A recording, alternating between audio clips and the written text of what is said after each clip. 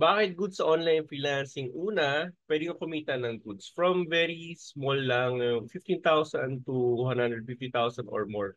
Pwedeng isang client, pwedeng multiple clients. Mamaya pag-aaral natin paano yan. Dollars, pwede kang kumita ng dolyar din dito or ibang currency pa. So, okay yung palitan. Hawak mo ang oras mo kasi pwede kang mamili ng oras ng trabaho, of course.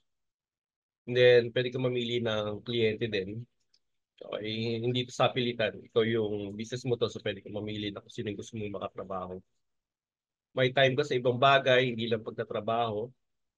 Ganito, if you're an OFW or if you're an employee right now sa Pilipinas, hindi mo na kailangan lumabas ng bansa or lumabas ng bahay per se.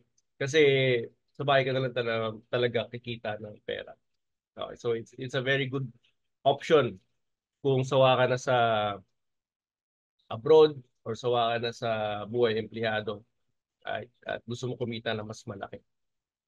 Now, kung iniisip nyo na saturated na sorry, ang online freelancing, hindi kasi sobrang dami ng online business na